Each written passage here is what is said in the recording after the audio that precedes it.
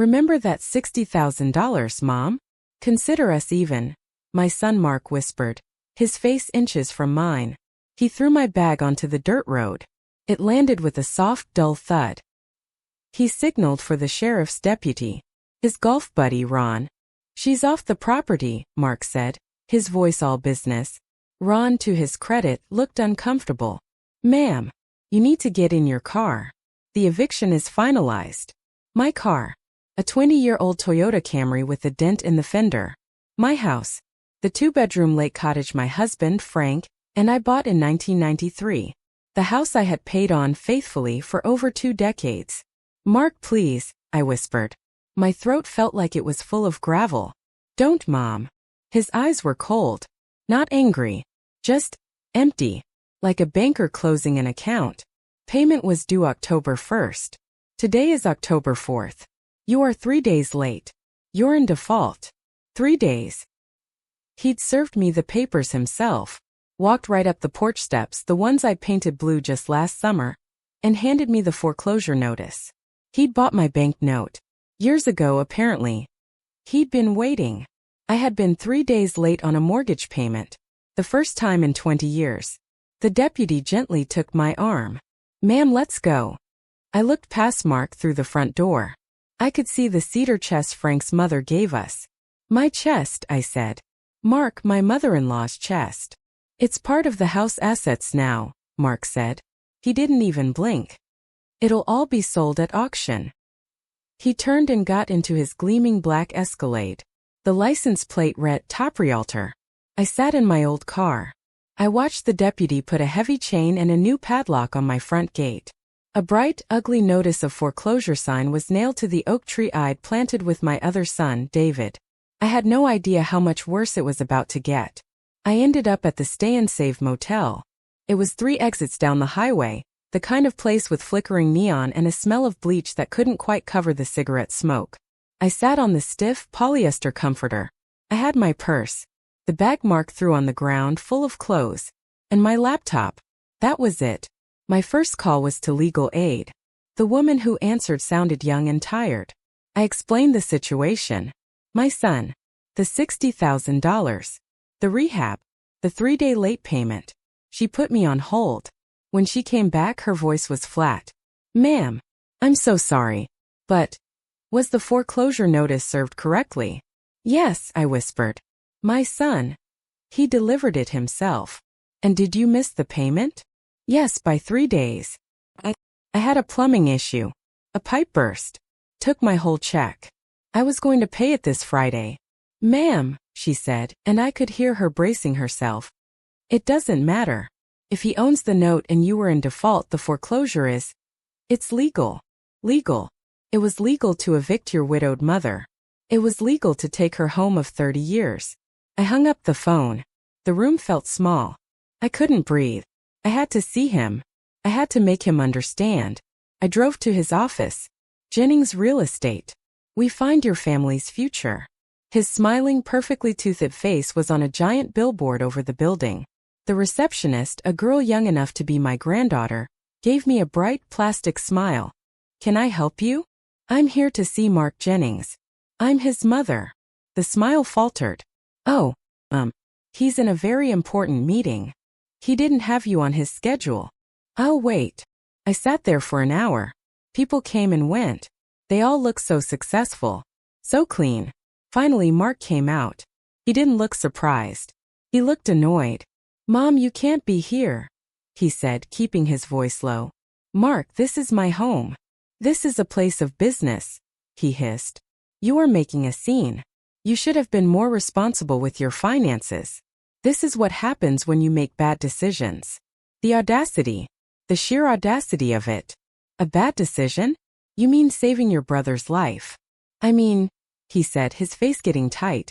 Throwing $60,000 into a black hole for a junkie. That was my inheritance. That was our money. And now it's mine again. He turned to his receptionist. See my mother out, Jessica. She was just leaving. I sat in my car in his parking lot. I watched him walk back in, laughing with a client. I finally understood. This was David versus Goliath. And Goliath had just won. He had the money. He had the connections. He had the sheriff. I was just an old woman in a motel room. I couldn't win. I had nothing. Sigh. I sat there for a long time. Then I put the key in the ignition and drove back to the motel. He had forgotten one thing. He'd forgotten all the receipts. And I'd kept every single one. Back in that dim, musty motel room, I opened my laptop. I didn't have much. But I had my email. And I had a folder on my desktop. A folder I'd created 10 years ago. The folder was just called Mark. Let me back up. You need to understand about the $60,000. My youngest son David was in a car crash in college. A bad one. They gave him opioids for the pain. And just like that, the son I knew was gone. For 5 years we lived in hell. Stolen checks. Lies. Arrests. Finally he hit rock bottom. He called me. He said he wanted to get clean. I found a facility. A good one. A long-term one. It cost $60,000. I didn't have $60,000. What I had was the last of the life insurance money Frank left me. It was supposed to be my retirement. My safety net. Mark was furious. He was just starting his real estate career. He wanted that money. He wanted it as a down payment on an investment property. You're throwing good money after bad, Mom. He'd screamed at me over the phone. I can still hear his voice. He'll be dead in a year, and you'll have nothing. You're choosing him over me. It wasn't a choice. It was a funeral or rehab. I chose rehab. I paid the $60,000. And David? He got clean. He stayed clean. He moved to Oregon, got a job as a carpenter. He was fragile, but he was alive. He was alive. But Mark never forgave me. And that's when the emails started. I opened the folder. There were hundreds. The first ones were just angry. I'll never get that property now. You ruined my start. Then they got darker. April 14, 2015. Heard David's in a halfway house. Can't wait for him to fail so you finally see what you wasted. June 3, 2017. Just so you know, I'll get that money back. One way or another. I'll get what I'm owed. I thought it was just him venting. Just toxic angry words. I was wrong. It was a promise. I scrolled down. The cruelty was breathtaking. December 25, 2019. Merry Christmas. Hope you're enjoying being poor. Must be hard knowing you chose a junkie over your real, successful son. February 1, 2021. You're not a mother. You're an enabler. And you'll die alone in that stupid house. I should have seen it coming. I really should have. I remembered 2 years ago Mark helping me. He came over all smiles. Said he was worried about me managing my bills. He helped me set up autopay for my mortgage. Just to make it easier on you, Mom, he'd said. He wasn't helping me. He was setting the trap. He must have bought the note right after that. He just needed to wait for one slip-up. One single mistake. The burst pipe was just a bonus for him. He thought I was weak. He thought I was old. He thought I was alone. He knew I had these emails. He'd even taunted me about them once. Who would you even show, Mom? All your friends are dead or senile. Nobody cares. He was wrong. I couldn't show my friends. But I wasn't planning on showing them. I was about to find his business partners. I spent 2 days in the motel's business center. It was just one dusty computer next to an ice machine. I Googled Mark Jennings Real Estate. His primary partner was a company called Blackwood Development. Their website was slick. All glass buildings and smiling diverse families. Their motto was plastered everywhere. Building communities on a foundation of trust. The CEO was a woman named Cynthia Blackwood. This was important. I couldn't just email her. An email is too easy to delete. Too easy to forward to Mark. Too easy to dismiss as a crazy old lady. No, this had to be public. I kept digging. And then I found it. A small article in the local business journal. Blackwood Development and local partner Mark Jennings will be honored at the Building Our Future Charity Gala, celebrating their new Willow Creek Estates family-friendly community. The gala was on November 15th.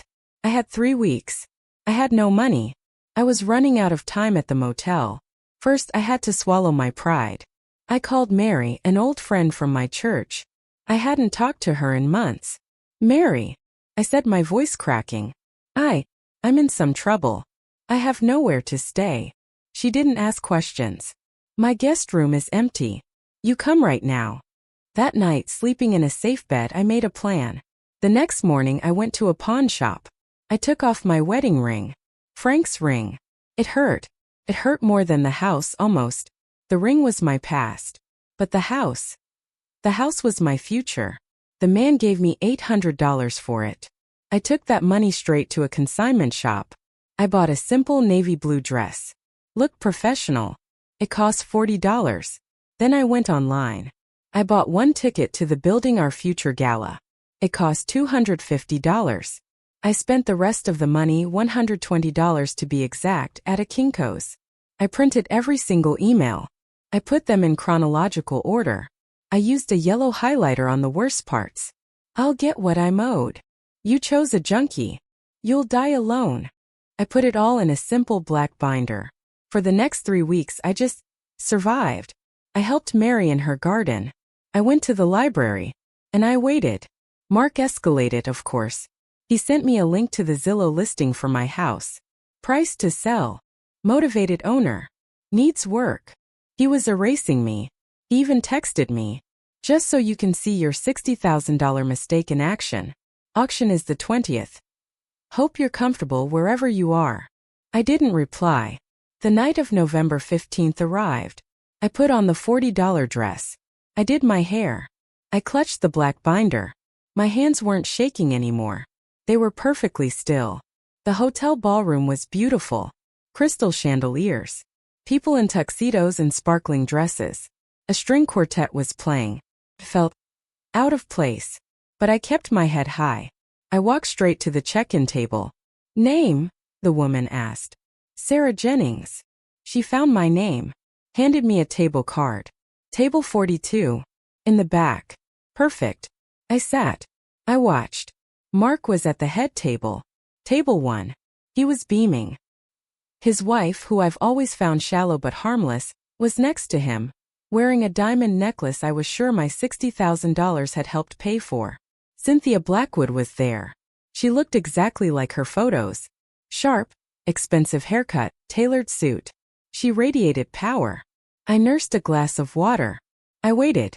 After dinner, the awards started. Finally, Cynthia Blackwood went to the podium. And now the Community Builder of the Year award. This goes to a man who exemplifies our corporate values. Family, trust, integrity.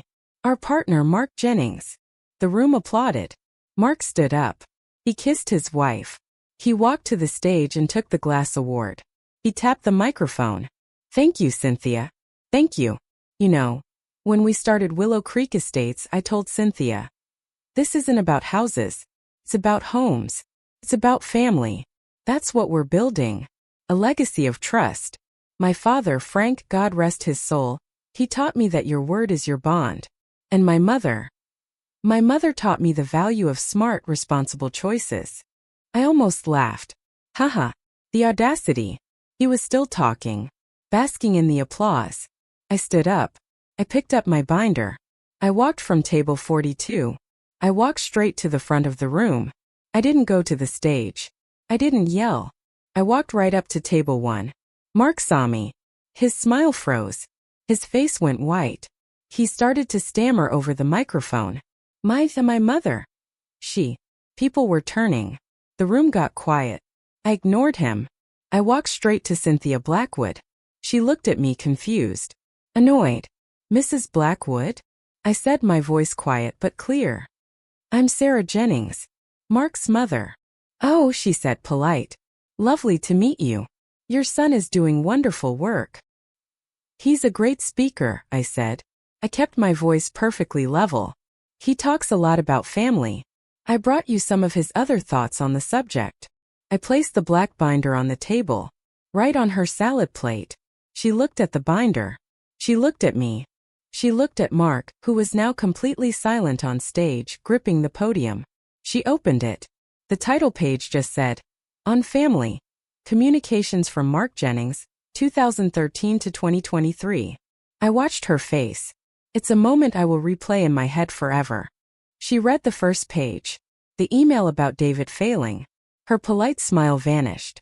She read the second page, the one where he called me a poor enabler. Her face went from confused to pale to a deep dark red. She read the third page. I'll get what I'm owed, one way or another. She snapped the binder shut. The entire ballroom was silent. You could hear the ice melting in the glasses. Mark was trembling on stage. Cynthia, this is a private family matter. My mother, she's not well. She's confused. Cynthia Blackwood stood up. She was not a tall woman, but in that moment she seemed to fill the room. She picked up the binder. She walked to the podium. She didn't shove Mark. She just stood next to him, took the microphone from his hand. He let it go. Ladies and gentlemen, she said. Her voice was not loud. It was sharp, like a razor. There has been a terrible mistake. She paused. Blackwood Development is built on trust, on family, on integrity. We have just received information. She held up the binder.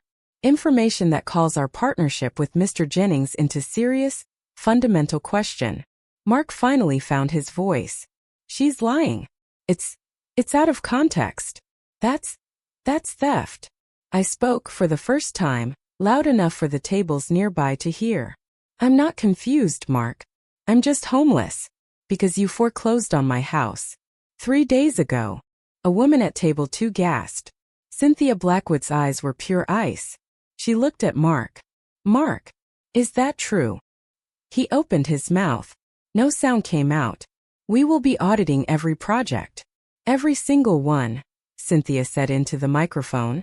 Effective immediately. Blackwood Development's partnership with Mark Jennings is suspended. She put the microphone down. She looked at the glass award in his hand. And I believe you have something that belongs to us. Mark looked at the award. He looked at Cynthia. He looked at the 300 faces staring at him. His face crumpled. He slammed the award down on the podium. He turned, pushed past the curtain and was gone. The room was silent. Then Cynthia Blackwood looked at me. She just nodded. Once. I turned around. I walked back through the ballroom. I didn't rush. I could feel every eye in the room on my back. I walked out the front door, into the cool November air. I didn't need to see any more. The first domino had fallen. The fallout was faster than I could have imagined. It wasn't just the gala. By the next morning, someone at that gala had leaked it to the press. Local realtor of the year Vic's widowed mother. Blackwood Development cuts ties with Jennings, citing betrayal of trust. Mark's family man brand? It was destroyed. Utterly. In less than 24 hours. His wife, it turns out, had no idea. She wasn't in on it. She was just happily ignorant. When she found out the truth, not just about the house, but about the decade of hateful emails to his own mother, she was humiliated. She took the kids and went to her sister's. Last I heard, she filed for divorce. Mark's listings vanished. No one wanted to buy a family home from a man who made his own mother homeless. His business imploded. About a week later, I was still at Mary's house. I was helping her bake cookies when the phone rang. It was David, my other son. Mom. His voice was rough. Mom, I heard. A friend. He saw an article online. Is it true? I sat down. Yes, David. It's true. There was a long silence. Then a sob. Mom. I'm on a bus. I'm coming home. I've got 3 years sober. I have a job. I have some money saved. I can help. I'm coming home. I cried. For the first time since it all happened. Not tears of sadness. Tears of, I don't even know. Relief. But that wasn't even the biggest surprise. 2 days later, I got a call from a lawyer. A very expensive sounding lawyer. Mrs. Jennings? My name is Arthur Fields. I represent Cynthia Blackwood. My stomach dropped. Oh, my client is appalled, he said. His voice was dry. She is not a sentimental woman, Mrs. Jennings, but this is bad for her business. And in her words, it's just plain wrong. He continued. Blackwood Development, to protect its brand and rectify the situation, attended the foreclosure auction for your property. My heart stopped. They bought the note. And the house. I couldn't speak. Mrs. Jennings? My client is signing the deed back over to you. Free and clear. The paperwork is being messengered to you at, Mary Peterson's address. I stood up. She bought my house back? Yes. Consider it a severance package. For your son. And a gesture of goodwill. We'll be releasing a statement to that effect. Good day. He hung up.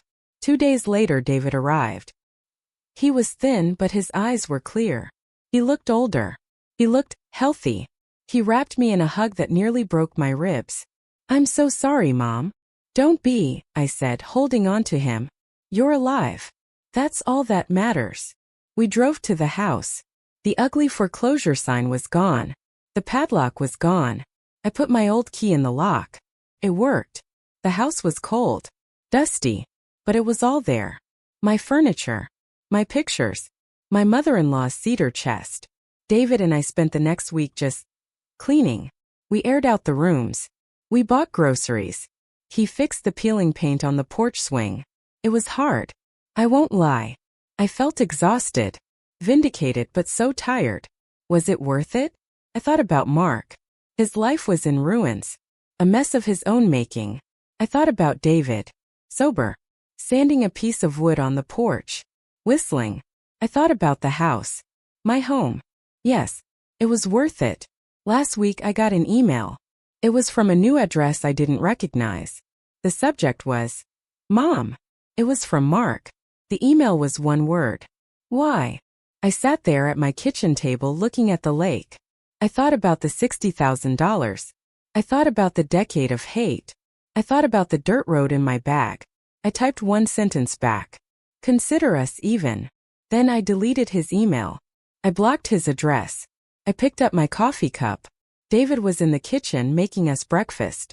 The house was quiet. It was my house. It had been a long, cold autumn. I'd lost my past, my ring, my memories of Mark as a good son. But I was home. I had my other son back. And for the first time in a decade, I felt strong. I felt completely and finally at peace.